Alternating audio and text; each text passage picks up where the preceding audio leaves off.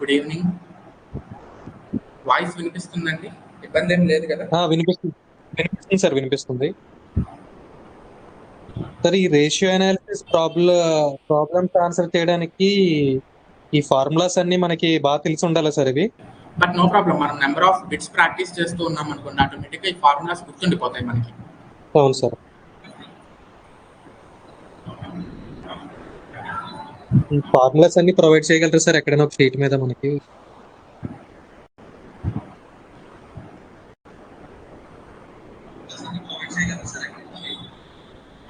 నేను పంపిస్తాను.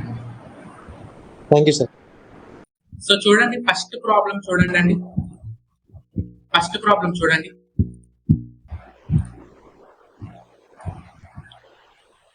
You are required to calculate the following: A, working capital turnover; B, fixed asset turnover; C, capital turnover ratio.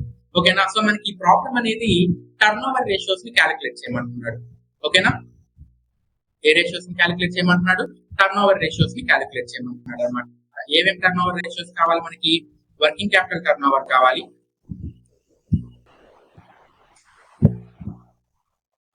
అదేవిధంగా fixed assets turnover కావాలి. Calculator పక్కన పెట్టుకొని ఉన్నది కొంచెం. క్యాపిటల్ టర్నోవర్ కావాలి.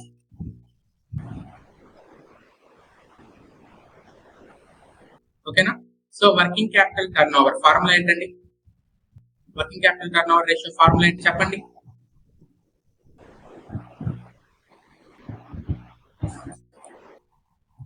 Sales divided by working capital. So question లో మనకి working capital ఉందా? క్వశ్చన్ లో డైరెక్ట్ గా ఇచ్చున్నాడు వర్కింగ్ క్యాపిటల్? ఇవ్వలేదు. ఓకేనా? సో వర్కింగ్ క్యాపిటల్ అంటే ఏంటి? Difference between current assets and current liabilities కదా. సో సేల్స్ ఎంత ఉంది మనకి? 5 lakhs divided by current assets కి కరెంట్ లయబిలిటీస్ కి డిఫరెన్స్ ఎంత ఉంది? 1,60,000. ఓకేనా? సో దీన్ని కానీ సాల్వ్ చేశారంటే మీకు వర్కింగ్ క్యాపిటల్ టర్నోవర్ అనేది వచ్చేస్తుంది. ఓకేనా? Next fixed assets turnover ratio. Sales divided by net fixed assets.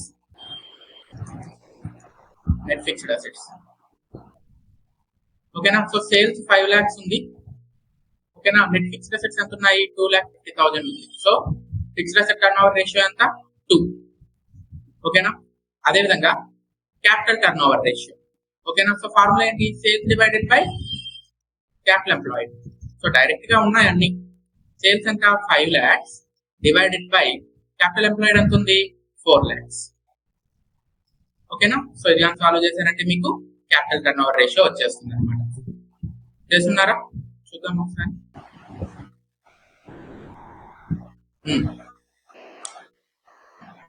So చూడండి, ఆ ఫార్ములాస్ నేను రేపు ప్రొవైడ్ చేసేస్తానండి అన్నిటికీ. ఓకేనా? So no problem. ఫార్ములాస్ వరకు మీరు కొంచెం ఒకసారి ప్రీవియస్ క్లాసెస్ కూడా చూసుకొని నోట్ మేకింగ్ చేసుకోండి. సో బాగుంటుంది. నేను ఒక షీట్ మీద కూడా మీకు ఫార్ములాస్ అయితే ఇచ్చేస్తాను. ఓకేనా? సో అందరికి ఒకటే ఆన్సర్ వచ్చిందండి?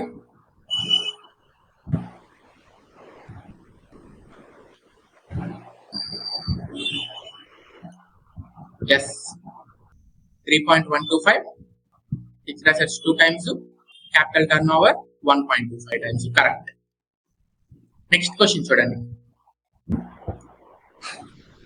Interest coverage 7 times. It indicates that. So interest coverage అనేది 7 times ఉందన్నమాట. ఓకేనా? Interest coverage is 7 times. It indicates, దేన్ని ఇండికేట్ చేస్తుంది? ఓకేనా? ఆప్షన్స్ చూడండి. Assets are 7 times of interest. మీరు ఇంట్రెస్ట్ కవరేజ్ రేషియోస్ అనేవి మనకి కవరేజ్ రేషియోస్ కిందకి వస్తాయి అనమాట. సో కవరేజ్ రేషియోస్, మనం ఫిక్స్డ్ పేమెంట్స్ అనేవి చేయగలుగుతున్నామా లేదా అనే దాని మీద మనకి కవరేజ్ రేషియోస్ వస్తాయి. ఓకేనా? సో ఏమేమి వస్తాయి మనకి coverage ratios? Debt service coverage ratio, అదేవిధంగా interest coverage ratio, preference dividend coverage ratio and capital gearing ratio. ఓకేనా? సో ఇవన్నీ కూడా మన ఫిక్స్డ్ రీపేమెంట్స్, అదే విధంగా ఫిక్స్డ్ పేమెంట్స్ ఏవైతే ఉంటాయో వాటిని కవరేజ్ చేయగలుగుతున్నామా, కవరేజ్ చేయలేకున్నామా అనే దాని మీద డిపెండ్ అయి ఉంటాయి కదా ఈ కవరేజ్ రేషియోస్ అనేవి. సో ఫస్ట్ ఆప్షన్ అయితే కాదు చూడండి, ఎందుకంటే ఇక్కడ ఇంట్రెస్ట్ కవరేజ్ ఇచ్చాడు, ఆప్షన్ ఏ లో అసెట్స్ సంబంధించి ఇచ్చాడు. ఓకేనా, సో కాదు. నెక్స్ట్ చూడండి option B, sales are 7 times of interest. Sales are 7 times of interest, ఇది కూడా కాదు, ఇది కూడా కాదు. ఎందుకు sales are 7 times of interest అంటే మీకు ఇంట్రెస్ట్ ఎంత పే చేస్తున్నారో దానికి 7 times సేల్స్ వస్తాయని ఎప్పుడన్నా అనుకుంటారా? జనరల్ గా అనుకోరు కదా. జనరల్ గా ఇంట్రెస్ట్ కవరేజ్ ఫార్ములా ఏంటి? EBIT divided by interest. EBIT divided by interest. ఓకేనా, మనం న్యూమరేటర్ లో earnings before interest and tax ని ఎందుకు తీసుకుంటామో కూడా చెప్పుకొని ఉన్నాం. ఎందుకు తీసుకుంటాం earnings before interest and tax ని? మనకి ఇంట్రెస్ట్ మీద ట్యాక్స్ బెనిఫిట్ వస్తుంది. ఓకేనా, అందుకని చెప్పి మనం న్యూమరేటర్ లో ఈబిఐటిని తీసుకుంటాం అనమాట. అదే ప్రిఫరెన్స్ డివిడెండ్ వచ్చేటప్పటికి ఏం చేస్తాము? ఈఏటిని తీసుకుంటాం. సో దీనికి ఆన్సర్ ఏంటి? Option C, EBIT 7 times of interest.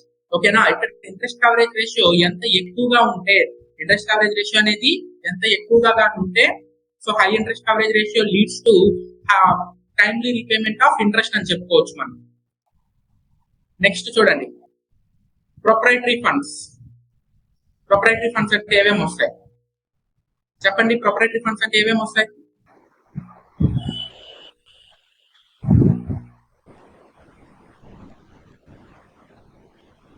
SPR గారు దేనికి ప్రొప్రైటరీ సి అని ఆన్సర్ పెట్టున్నారు?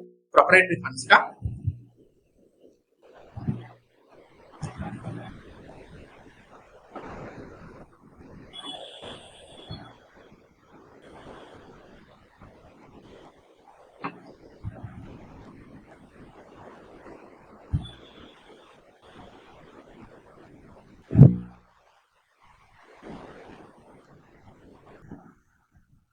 ఓకే, సో చూడండి ప్రొప్రైటరీ ఫండ్స్ అంటే కూడా మనకి ఏమొస్తుంది అంటే equity share capital, preference share capital, reserves and వాటిలో నుంచి మనం ఏం చేస్తాము? ఫిక్టిషియస్ అసెట్స్ ని లెస్ చేసేస్తాం అనమాట.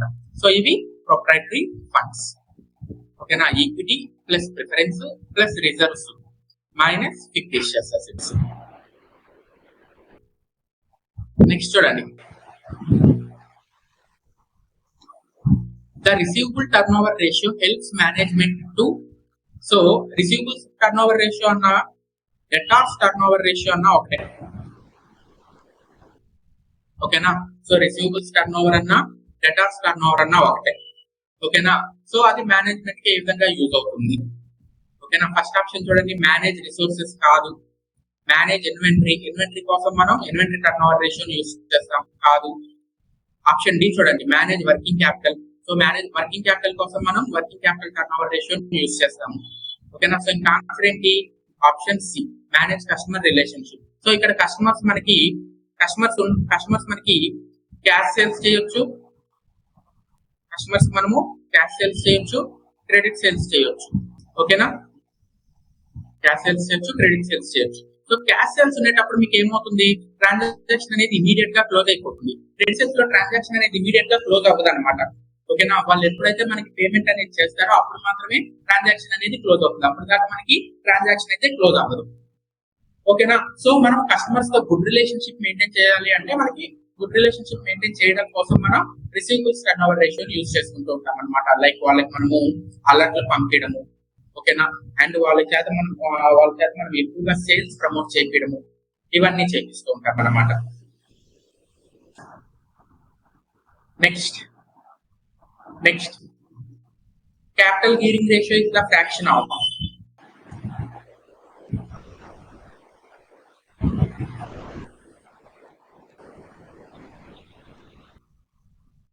capital gearing ratio is the fraction of డిఎన్ గారు డి దేనికండి? దేనికి చెప్పారు? డి రిసీవబుల్స్ టర్నోవర్ అని చెప్పారా?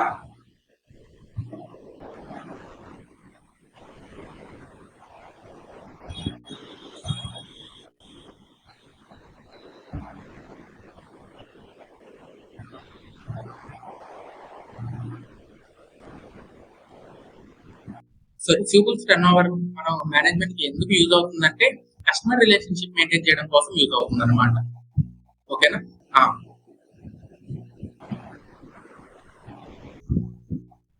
రిమైనింగ్ వాళ్ళు కూడా కొంచెం యాక్టివ్ గా పార్టిసిపేట్ చేయండి. అంటే ఎంసీక్యూస్ చేస్తున్నాం కదా, మీరు కూడా యాక్టివ్ గా పార్టిసిపేట్ చేస్తూ ఉంటే సో మీకు తెలుస్తుంది అనమాట.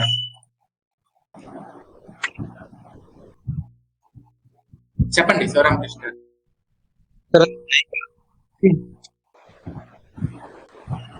అందరికీ కూడా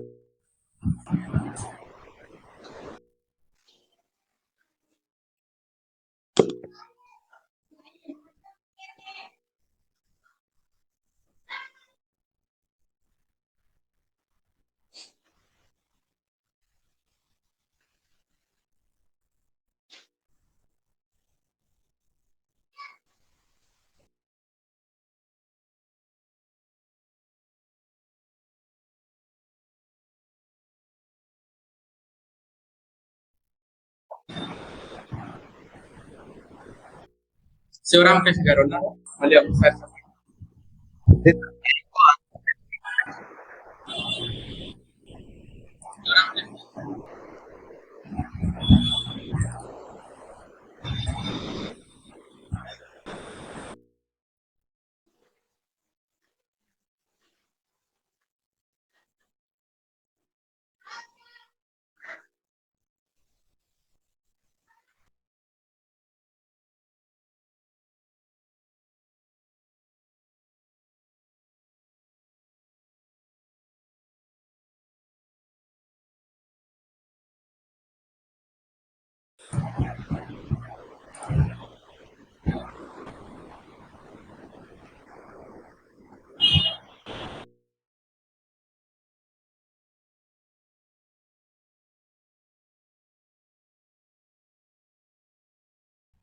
సో చూడండి, క్యాపిటల్ గేరింగ్ రేషియో అనేది చాలా మంది ఆప్షన్ బి అంటున్నారు. ఓకేనా, ఆప్షన్ బి అంటున్నారు. క్యాపిటల్ గేరింగ్ రేషియో అనేది మనకి ఆప్షన్ బి కాదండి, ఆప్షన్ ఏ. ఓకేనా, సో ఇక్కడ క్యాపిటల్ గేరింగ్ రేషియో మనం ఎలా చెప్పుకోవాలి అంటే, చూడండి క్యాపిటల్ గేరింగ్ రేషియో మనం ఎలా చెప్పుకోవాలంటే, ఫిక్స్డ్ పేమెంట్స్ చేసే వాటికి ఫిక్స్డ్ రీపేమెంట్స్ అన్నాం. సో ఫిక్స్డ్ రీపేమెంట్స్ కి డివైడెడ్ బై ఓనర్స్ ఫండ్స్ కి మధ్య ఉండే రిలేషన్షిప్ అన్నమాట. ఓకేనా, సో ఇక్కడ చూడండి ప్రిఫరెన్స్ షేర్ క్యాపిటల్ ఉంది, ప్రిఫరెన్స్ షేర్ క్యాపిటల్ ఉంది. ఫిక్స్డ్ రీపేమెంట్ చేయాలా లేదా? ఖచ్చితంగా చేయాలి. డిబెంచర్స్ ఖచ్చితంగా రీపేమెంట్ అనేది చేయాలి. అదేవిధంగా లాంగ్ టర్మ్ డెట్ ఖచ్చితంగా రీపేమెంట్ చేయాలి.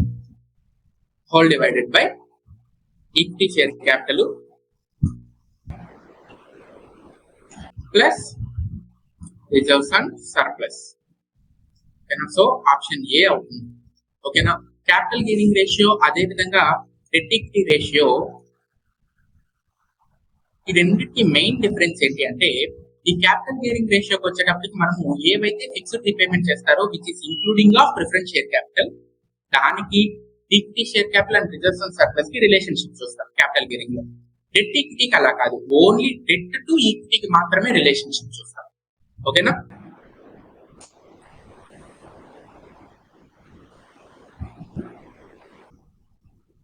ఓకేనా, సో అర్థమైందా? చూడండి, డెట్ టు ఈక్విటీ రేషియోలో మనం ఏం చేస్తాము అంటే, డెట్ టు ఈక్విటీ రేషియోలో మనం ఏం చేస్తాము అంటే relationship between debt and equity చూస్తాం. క్యాపిటల్ గేరింగ్ రేషియోకి వచ్చేటప్పటికి మనం ఏం చేస్తామంటే relationship between fixed repayments funds and owners equity చూస్తామన్నమాట. నెక్స్ట్ క్వశ్చన్ చూడండి, ఈ క్వశ్చన్ సాల్వ్ చేయండి. Equity multiplier allows the investor to see, so equity multiplier allows the investor to see, so equity multiplier వల్ల ఇన్వెస్టర్స్ కి ఏం తెలుస్తుంది? Equity multiplier వల్ల investors కి ఏం తెలుస్తుంది?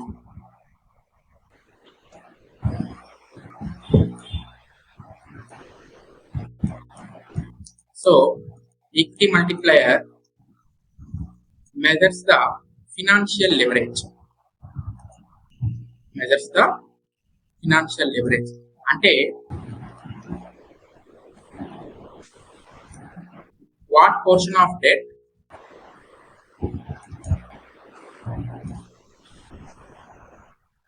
is taken for owner's equity.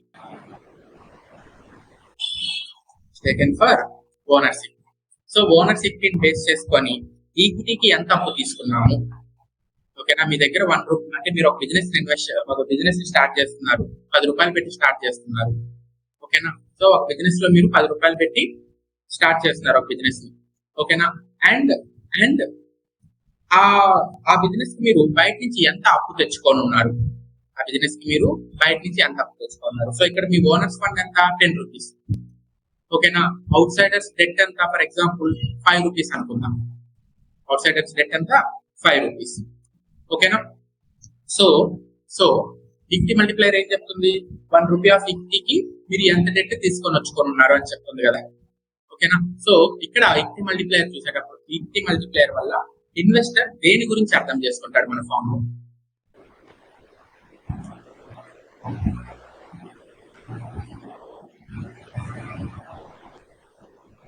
Yes, correct.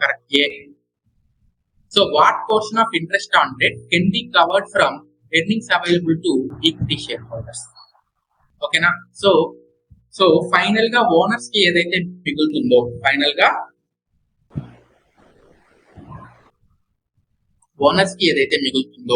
okay na, అందులో ఎంత శాతము ఇంట్రెస్ట్ పే చేయడానికి యూస్ చేసుకుంటాము అనే దాన్ని మనం ఈక్విటీ మల్టిప్లైర్ గా చెప్పుకోవచ్చు. ఓకేనా,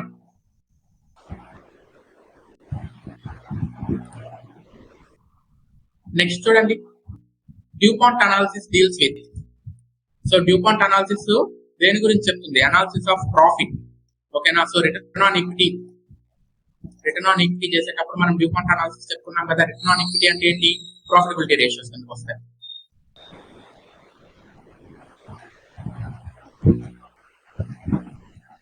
ఓకేనా, సో డ్యూపాంట్ అనాలిసిస్ అనేది ప్రాఫిట్ అనాలిసిస్ చేస్తుంది. నెక్స్ట్ చూడండి, ఈ ప్రాబ్లం చేయండి.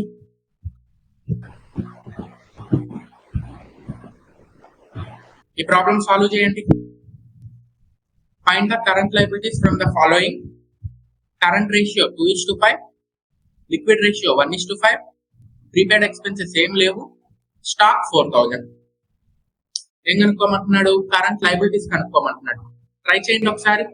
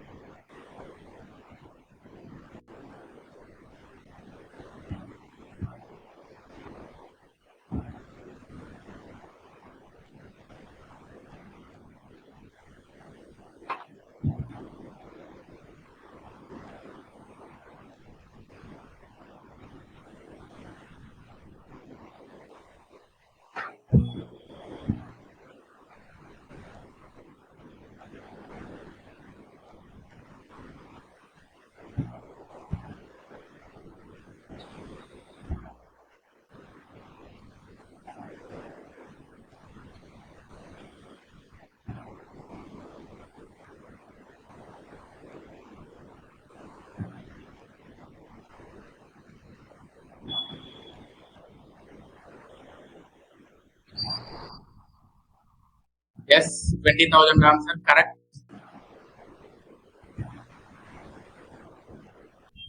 సో చూడండి ఏ విధంగా చేయాలి.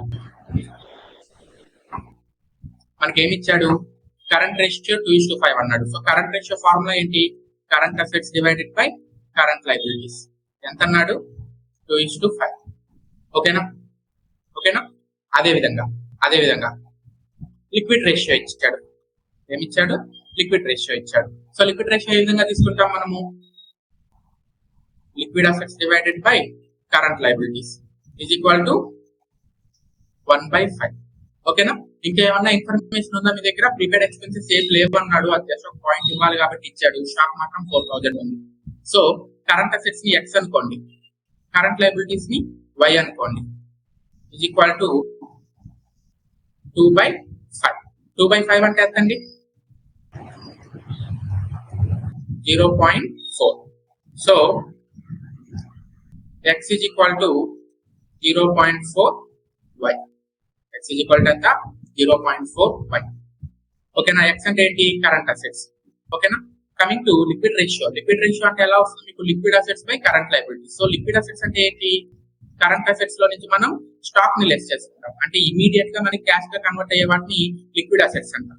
సో కరెంట్ అసెట్స్ అంటే ఎక్స్ కదా, ఎక్స్ అంటే ఏమనుకున్నాం మనం 0.4y మైనస్ స్టాక్ ఎంత ఇచ్చాడు క్వశ్చన్ లో 4000 ఇచ్చాడు,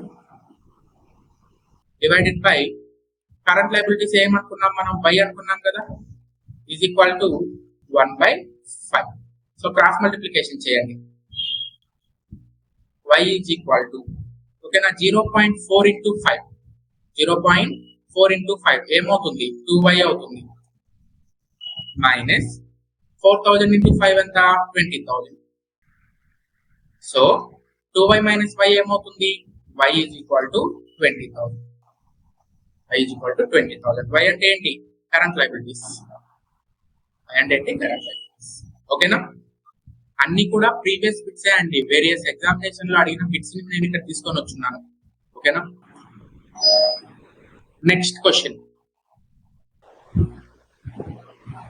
సాల్వ్ చేయండి. Question, in an organisation profit after tax and dividend on preference shares is 4 lakhs. The number of equity shares is 40,000 and the dividend payout ratio is 40%. The dividend per share is, so dividend per share అడుగుతున్నాడు. ఓకేనా, try చేయండి.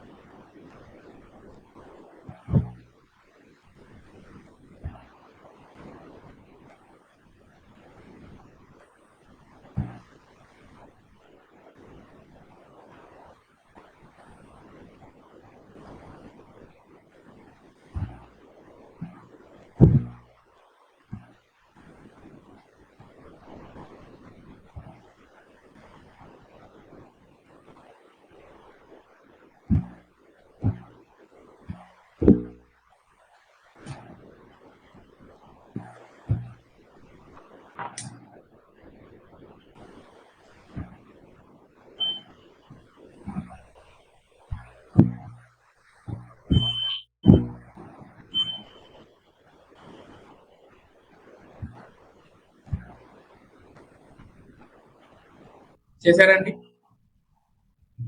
చేశారా? సాహు శశికళ గారు 6 అంటున్నారు. అవునా, చూడండి ఒకసారి.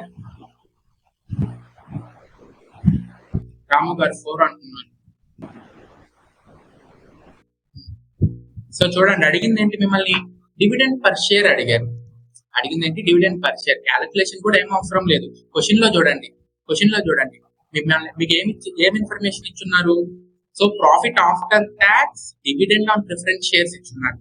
ఓకేనా, సో చూడండి, ప్రాఫిట్ ఆఫ్టర్ ట్యాక్స్ ఇచ్చున్నారు and dividend on preference shares ఇచ్చున్నారు. ఎంత 4 lakhs. దాని అర్థం ఏంటి, ఇది earnings available to equity share హోల్డర్సే కదా. So earnings available to equity share holders ఎంత అండి, 4 lakhs. ఓకేనా, so number of equity shares ఎన్ని ఉన్నాయి, 40,000 ఉన్నాయి. 4 lakhs డివైడెడ్ బై 40,000, ఈపీఎస్ ఎంత అవుతుంది, ఓకేనా. చూడండి ఒకసారి, EPS earnings per share formula ఏంటి, earnings available to equity share holders divided by number of equity shares outstanding. ఓకేనా, earnings available to equity shares అంటే మీకు ఇక్కడ డైరెక్ట్ గా ఇవ్వకుండా ఏమన్నాడు, profit after interest, tax and dividend on preference shares అన్నాడు.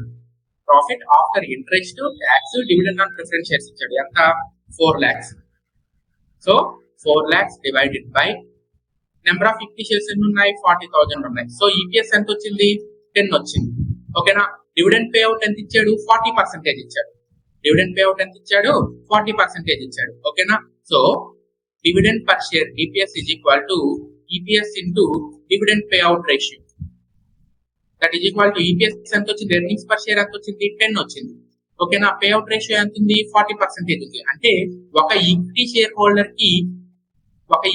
Holder కి 10 రూపీస్ వస్తుంటే అందులో మీరు 6 రూపీస్ రిటైన్ చేసి 4 రూపీస్ డివిడెండ్ పే చేస్తున్నారు.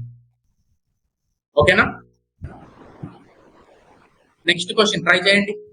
ఇంపార్టెంట్ ఈ క్వశ్చన్, ఒక 2-3 సార్లు ఏమో అడిగినట్టున్నారు ఈ మోడల్లో.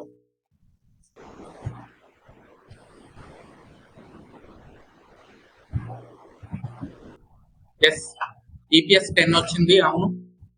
డివిడెండ్ పర్ షేర్ కూడా 4 ఉంది. నెక్స్ట్ క్వశ్చన్ చూడండి. From the following information find the value of closing stock. So closing stock ని ఫైండ్ అవుట్ చేయమంటున్నాడు. ఓకేనా, చూడండి స్టాక్ వెలాసిటీ ఇచ్చాడు ఎంత, 6 months. ఇక్కడ స్టాక్ వెలాసిటీ అంటే ఏంటి? సో స్టాక్ వెలాసిటీ అంటే ఏంటి అంటే స్టాక్ ని మనం ఎన్ని రోజుల పాటు హోల్డ్ చేస్తున్నాము, స్టాక్ ని మనము ఎన్ని రోజుల పాటు హోల్డ్ చేస్తున్నాము. సో ఎన్ని రోజులు అంటే ఇక్కడ రోజులు అంటే పీరియడ్. ఓకేనా, సో స్టాక్ ని మనము ఎంత పీరియడ్ హోల్డ్ చేస్తున్నాము, 6 months హోల్డ్ చేస్తున్నాము. ఓకేనా, గ్రాస్ ప్రాఫిట్ రేషియో ఎంత ఉంది, గ్రాస్ ప్రాఫిట్ రేషియో ఎంత ఉంది, 25% ఉంది. ఓకేనా, సో గ్రాస్ ప్రాఫిట్ రేషియో మనకి 25% ఉంది. అండ్ ఏమిచ్చున్నారు, క్లోజింగ్ స్టాక్. క్లోజింగ్ స్టాక్ అనేది ఓపెనింగ్ స్టాక్ కన్నా 20,000 ఎక్స్ట్రా ఉందంట. క్లోజింగ్ స్టాక్ అనేది ఓపెనింగ్ స్టాక్ కన్నా 20,000 ఎక్స్ట్రా ఉందంట. ఓకేనా, సో ఇప్పుడు ఏం కనుక్కోమంటున్నాడు మనల్ని, వాల్యూ ఆఫ్ క్లోజింగ్ స్టాక్ ఎంత, ఒక ఇన్ఫర్మేషన్ ఇచ్చాడు, ఫైండ్ అవుట్ చేయమంటున్నాడు. ఓకేనా, సో చూడండి ఏ విధంగా ఫైండ్ అవుట్ చేయాలి, జాగ్రత్తగా చూడండి. ఫస్ట్ గ్రాస్ ప్రాఫిట్ రేషియో ఇచ్చాడు కదండి, గ్రాస్ ప్రాఫిట్ రేషియో ఎంత ఇచ్చాడు, 25% ఇచ్చాడు. ఓకేనా, so gross profit ratio formula ఏంటి, gross profit divided by sales into 100, that is equal to 25%. So percentage తీసేసేంటి, గ్రాస్ ప్రాఫిట్ బై సేల్స్. ఓకేనా, గ్రాస్ ప్రాఫిట్ ఎంత ఇచ్చాడు, 1 lakh ఇచ్చాడు. ఓకేనా, 1 lakh by sales is equal to 25% అంటే ఎంత, 1/4. అప్పుడు సేల్స్ ఏమవుతాయి, sales is equal to 4 into 1 lakh, 4 lakhs. ఓకేనా, సో సేల్స్ 4 lakhs అయింది. కాస్ట్ ఆఫ్ గుడ్స్ సోల్డ్ ఎంత అవుతుంది, సేల్స్ లో నుంచి గ్రాస్ ప్రాఫిట్ తీసేసేయండి. So 4 lakhs minus 1 lakh, that is equal to 3 lakhs. Cost of goods sold ఎంత, 3 lakhs. ఓకేనా, so ఒక ఇన్ఫర్మేషన్ తెలుసుకున్నాం. నెక్స్ట్ చూడండి, స్టాక్ వెలాసిటీ ఇచ్చున్నాడు కదా, స్టాక్ వెలాసిటీ 6 months అన్నాడు. Stock velocity working capital management అప్పుడు చెప్పుకొని ఉన్నాం ఫార్ములా. సో ఫార్ములా ఏంటి, stock divided by cost of goods sold into 12 months. ఒకవేళ మీకు స్టాక్ వెలాసిటీ డేస్ లో ఇచ్చుంటే మీరు 360 days ని తీసుకోవాలి. ఓకేనా, ఇక్కడ మంత్స్ లో ఇచ్చారు కాబట్టి మీరు ఏం చేస్తున్నారు, 12 months తీసుకుంటున్నారు. సో స్టాక్ వెలాసిటీ, ఓకేనా, ఇక్కడ stock velocity formula stock divided by cost of goods sold కాదు, average stock divided by cost of goods, average stock divided by cost of goods. So stock velocity ఎంత ఇచ్చున్నారు మీకు, 6 months ఇచ్చున్నారు. ఓకేనా, so 6 is equal to average stock divided by cost of goods sold. Cost of goods sold ఎంత వచ్చింది, 3 lakhs వచ్చింది కదా, 3 lakhs into 12 months. So 6 ones 6 twos 2 ones 2 1.5 lakhs. ఓకేనా, సో యావరేజ్ స్టాక్ ఎంత వచ్చిందండి, యావరేజ్ స్టాక్ ఎంత వచ్చింది, 1,50,000 వచ్చింది. యావరేజ్ స్టాక్ ఎంత, 1,50,000. ఓకేనా, సో యావరేజ్ స్టాక్ 1,50,000. ఇప్పుడు మీకు ఏమి ఇచ్చున్నాడు, హింట్ ఏమి ఇచ్చున్నాడు, క్లోజింగ్ స్టాక్ అనేది ఓపెనింగ్ స్టాక్ అంటే 20,000 ఎక్కువ అంట. క్లోజింగ్ స్టాక్ అనేది ఓపెనింగ్ స్టాక్ అంటే 20,000 ఎక్కువ అంట. సో మీరు కానీ కొంచెం అంటే లెంతీగా చేసుకోవాలనుకుంటే ఏ విధంగా చేసుకోవాలో చెప్తాను చూడండి ఒకసారి. సో ఓపెనింగ్ స్టాక్ ని X అనుకుంటే క్లోజింగ్ స్టాక్ ఏమవుతుంది, X ప్లస్ 20,000 అవుతుంది. అవునా, సో ఓపెనింగ్ స్టాక్ ని X అనుకుంటే క్లోజింగ్ స్టాక్ ఏమవుతుంది, X ప్లస్ 20,000 అవుతుంది. ఓకేనా, సో ఇప్పుడు చూడండి యావరేజ్ స్టాక్ ఎంత వచ్చిందండి మీకు, యావరేజ్ స్టాక్ ఎంత వచ్చింది, 1,50,000 కదా. సో దీన్ని బేస్ చేసుకొని యావరేజ్ స్టాక్ అంటే ఫార్ములా ఏంటి, opening stock plus closing stock divided by 2 is equal to 1,50,000. అప్పుడు ఓపెనింగ్ స్టాక్ క్లోజింగ్ స్టాక్ ని కలిపితే 3 lakhs అవుతుంది. ఓకేనా. సో ఓపెనింగ్ స్టాక్ అంటే ఎంత ఎక్స్, క్లోజింగ్ స్టాక్ అంటే ఎంత ఎక్స్ ప్లస్ 20,000 అంటే 2x plus 20,000 is equal to 3 lakhs అంతే కదా. 2x plus 20,000 is equal to 3 lakhs. అప్పుడు 2x ఏమవుతుంది 2,80,000 అవుతుంది. x ఏమవుతుంది 1,60,000 అవుతుంది అంతేనా. సారీ x ఏమవుతుంది 1,40,000 అవుతుంది. ఓకేనా. సో దీన్ని సాల్వ్ చేసుకుంటే మీకు ఓపెనింగ్ స్టాక్ వచ్చేస్తుంది 1,40,000, క్లోజింగ్ స్టాక్ ఏమవుతుంది 1,60,000 అవుతుంది. సో ఇది కొంచెం లెంతీ ప్రాసెస్. అలా కాకుండా మీకు ఇక్కడ చూడండి యావరేజ్ స్టాక్ అనేది 1,50,000 ఇచ్చారు. యావరేజ్ స్టాక్ అనేది 1,50,000 ఇచ్చారు. దాని అర్థం ఏంటి ఓపెనింగ్ స్టాక్ ని క్లోజింగ్ స్టాక్ ని యాడ్ చేసుకున్నారు అంటే మీకు 3 lakhs రావాలి, అవునా కదా. ఓపెనింగ్ స్టాక్ ని క్లోజింగ్ స్టాక్ ని యాడ్ చేసుకున్నారంటే మీకు ఎంత రావాలి 3 lakhs రావాలి. ఆప్షన్ వెరిఫికేషన్ కి వెళ్ళిపోండి. సో చూడండి option A 1,50,000, option A 1,50,000. So closing stock 1,50,000 ఉందంటే ఓపెనింగ్ స్టాక్ ఎంత ఉంటుంది 1,30,000 ఉంటుంది. అవి రెండు యాడ్ చేస్తే మీకు 3 lakhs వస్తుందా, రాదు. ఆప్షన్ బి చూడండి 1,40,000, క్లోజింగ్ స్టాక్ 1,40,000 ఉందంటే ఓపెనింగ్ స్టాక్ 1,20,000 ఉంటుంది. అవి రెండు యాడ్ చేస్తే 3 lakhs వస్తుందా, రాదు. ఆప్షన్ సి చూడండి 1,60,000, క్లోజింగ్ స్టాక్ 1,60,000 ఉందంటే ఓపెనింగ్ స్టాక్ 1,40,000 ఉందండి. అవి రెండు యాడ్ చేస్తే 3 lakhs అవుతుందా, ఆబ్వియస్ గా అవుతుంది. ఓకేనా. సో ఆన్సర్ కొంచెం లాజిక్ అప్లై చేసుకుంటే మనకి ఆన్సర్ వచ్చేస్తుంది.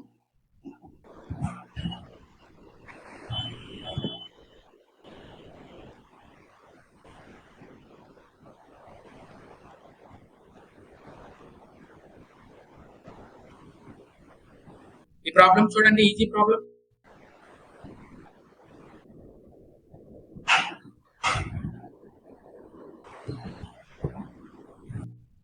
So net profit of the company 2 lakhs, preference dividend 25,000, taxes paid 15,000.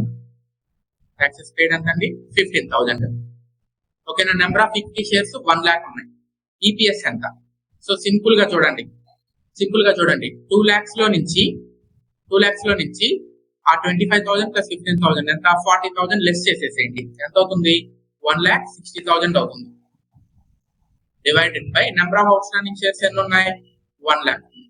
Answer ఏమవుతుంది 1.6.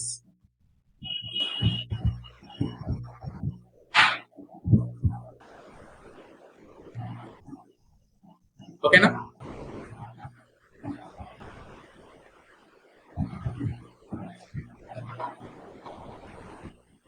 నెక్స్ట్ క్వశ్చన్ చూడండి. Credit sales of jump limited for the year 12 lakhs, debtors at the end of the year 2,40,000. Assuming 360 days in a year కి 360 days తీసుకుంటే average collection period ఎంత. So average collection period formula ఏంటి, debtors divided by credit sales into months లోనే ఇచ్చింది మనకి, days లో ఇచ్చాడు కాబట్టి మీరు 360 days తీసుకోవాలి. ఓకేనా. సో డెటార్స్ ఎంత ఉన్నారండి 2,40,000 ఉన్నారు. ఒకవేళ మీకు ఓపెనింగ్ డెటార్స్ కూడా క్వశ్చన్ లో ఇచ్చేదంటే మీరు ఏం తీసుకోవాలి, ఇక్కడ యావరేజ్ డెటార్స్ తీసుకోవాలి. మీ క్వశ్చన్ లో ఎక్కడ కూడా ఓపెనింగ్ డెటార్స్ ఇవ్వలేదు. ఓకేనా. Divided by credit sales 12 lakhs into 360. So solve చేయండి ఎన్ని డేస్ వస్తున్నాయో చూడండి.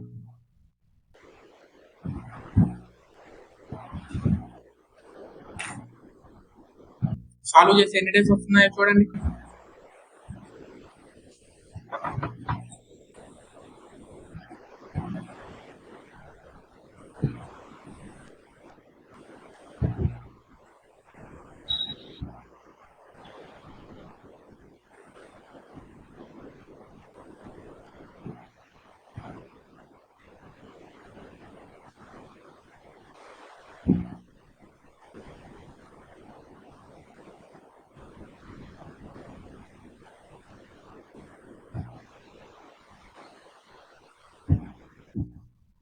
నీటి వచ్చిందా 180 కాదండి, మళ్ళీ ఒకసారి చూడండి. 72.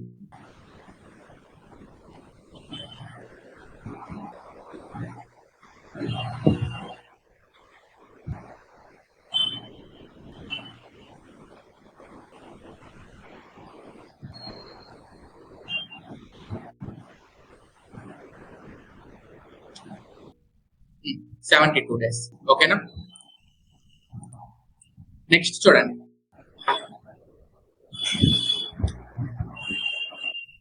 స్టాక్ టర్న్ ఓవర్ రేషియో కావాలి.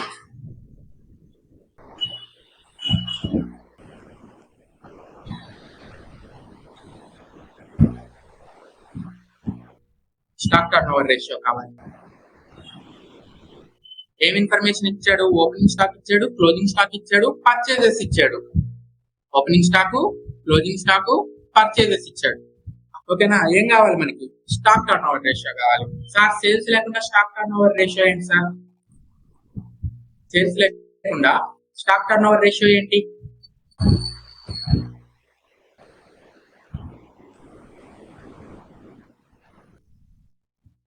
వితౌట్ క్యాలిక్యులేటర్ టఫ్ అవుతుంది అంటే చిన్న చిన్న క్యాలిక్యులేషన్స్ కదండి, అది కొంచెం చూసుకోవాలి. అందుకే మనకి జనరల్ స్టడీస్ పేపర్ లో కొంచెం అర్థమెటిక్ కూడా ఇచ్చినట్లున్నాడు.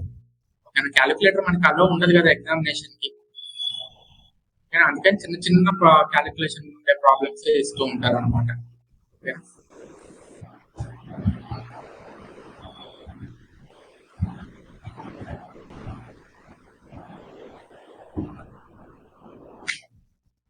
సో ఈ ప్రాబ్లం చూడండి. ఈ ప్రాబ్లం లో చెప్పండి, సేల్స్ లేదు, మరి స్టాక్ టర్న్ ఓవర్ ఎలా కనుక్కుంటారు?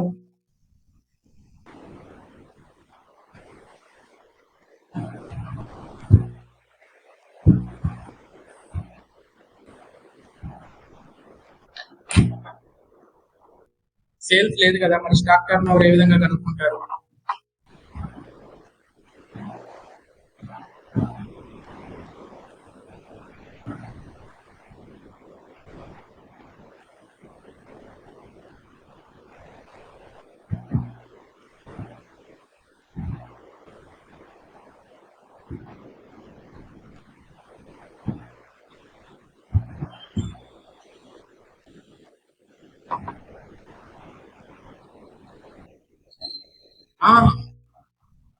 ఏఎస్పిఆర్ కదా, యావరేజ్ స్టాక్ కాదు, అది ఓకే మనకి. యావరేజ్ స్టాక్ అనేది ఓకే, దాంట్లో ఏమి ఇబ్బంది లేదు. ఓకేనా? సో ఫార్ములా ఏంటి ఫస్ట్ అది చెప్పండి.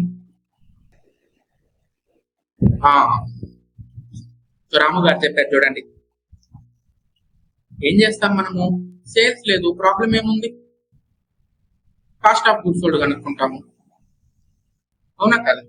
So cost of goods sold కనుక్కుంటాం అన్నమాట. ఓకేనా? So cost of goods sold divided by average stock వేసుకుంటాము.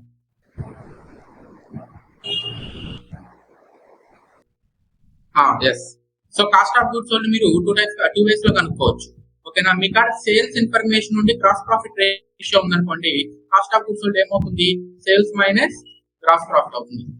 ఓకేనా? సో ఇన్ఫర్మేషన్ లేదు, opening stock, closing stock purchase ఉంది, అప్పుడు కాస్ట్ ఆఫ్ గుడ్స్ సోల్డ్ ఏమవుతుంది? Opening stock plus purchases minus closing stock. ఏమైనా డైరెక్ట్ ఎక్స్పెన్సెస్ ఉన్నా కూడా ఇక్కడ యాడ్ చేసుకుంటారు. ఓకేనా? సో ఇప్పుడు చూడండి, 29,000 ప్లస్ 2,42,000 మైనస్ 31,000 ఎంతో చూడండి ఒకసారి.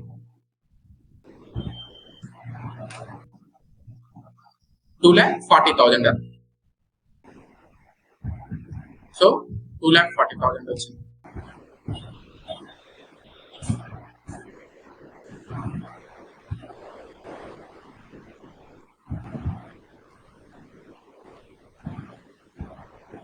ఓకేనా? యావరేజ్ స్టాక్ ఎంత అండి?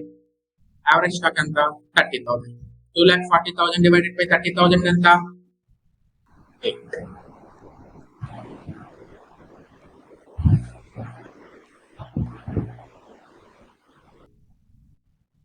ఓకేనా? సో రేపు వచ్చేసి మనం ఈ రేషియో అనాలిసిస్ లోనే స్టేట్మెంట్ అజంప్షన్ బేస్డ్ క్వశ్చన్స్, ఓకేనా, అదే విధంగా true or false questions, next matching questions, ఇవి సాల్వ్ చేద్దాం. ఓకేనా? So statement based questions, true or false questions, and ఇవి ఉంటాయి చూడండి అసర్షన్స్, రీజన్స్.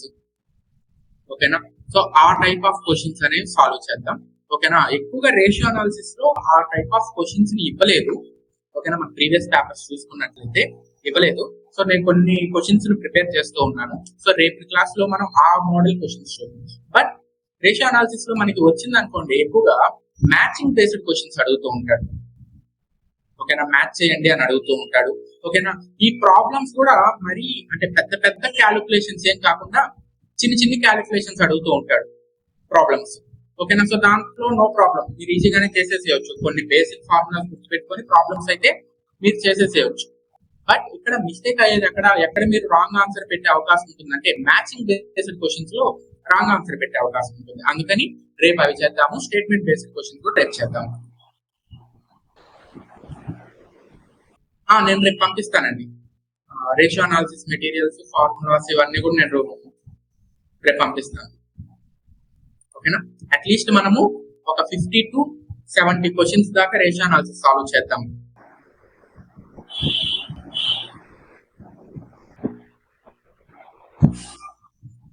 ఓకేనా.